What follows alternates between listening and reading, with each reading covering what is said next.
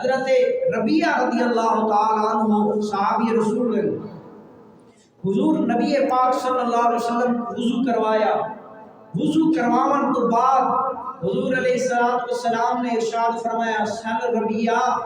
اے ربیعہ مانگ کیا مانگ دی؟ آج میں کو وضو کروائی، وضو کروانا ثواب دا کام ہے، وضو کرن والے اعمال دی طرف رغبت نوانا ثواب دا کام ہے، لیکن محبوب علیہ السلام دا دریائے محبت، دریائے شفقت جڑے ویلے جوش دے وچ آیا، حضور فرمایا کہ اے ربیعہ مانگ کیا مانگ دی؟ تو محبوب علیہ السلام نے اس پیارے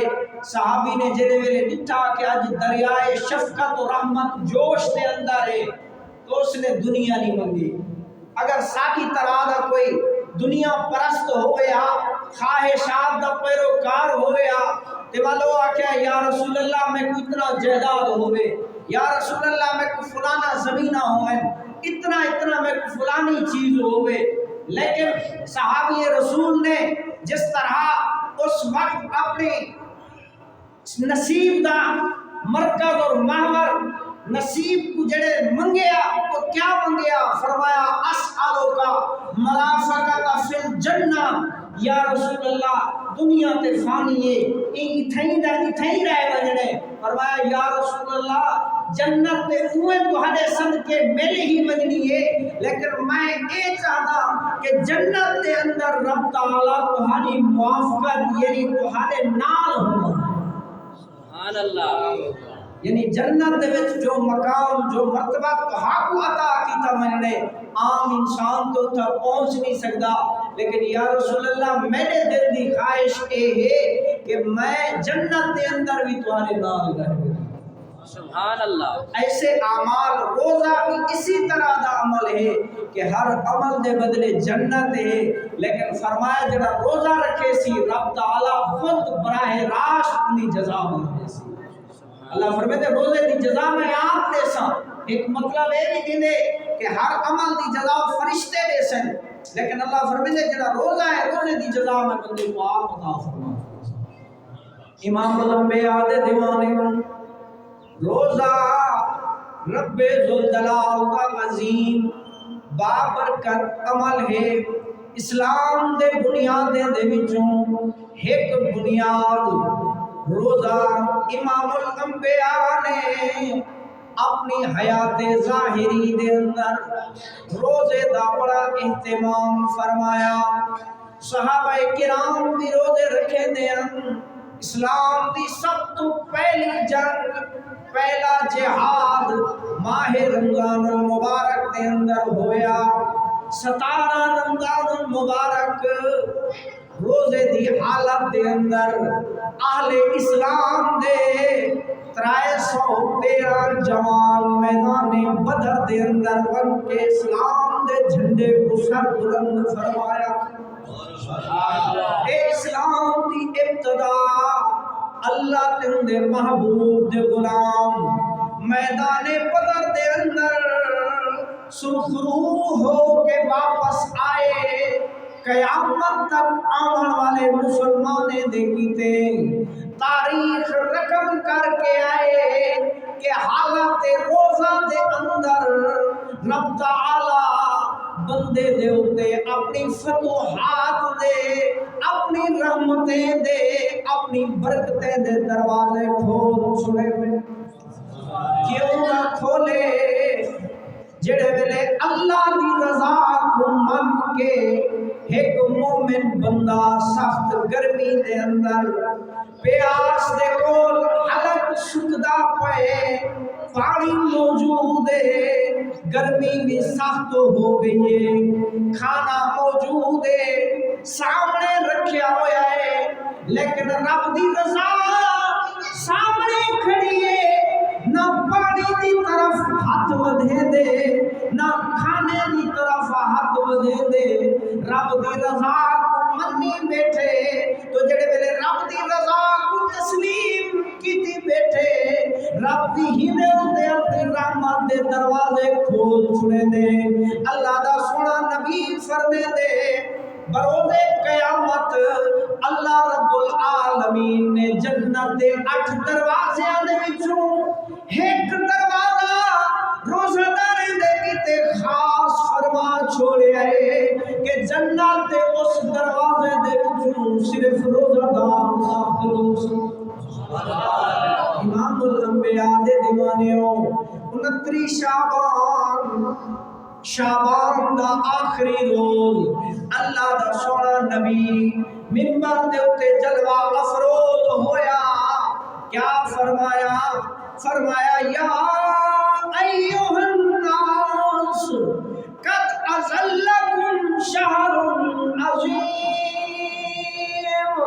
فرمایا اے لوگو تو آدھے اتے ایسا برکت والا، عظمت والا، شان والا مہینہ سایہ کی دیکھڑے وے، اور فرمایا شہر فیہ لیلۃ، فرمایا ایسے برکت والا مہینہ جنہیں اندر ایک ایسی رات ہے جڑا اس رات کے اندر قیام کرے سی رب 1000 مہینے دا ثواب عطا فرمائے۔ اور فرمایا جڑا اس مہینے دے اندر کہیں روزہ دار دے روزے کو افطار کرے سی رب تعالیٰ کو دے روزے دے برابر ثواب عطا فرمائے سی۔ فرمایا ہے او مہینہ ہے جدا پہلا عشرہ رب نے رحمت والا فرمایا ہے، دوسرا عشرہ مغفرت والا ہے، تیسرا عشرہ جہنم تو آزادی والا ہے کہ جڑا ہر عشرے دا احترام کرے سی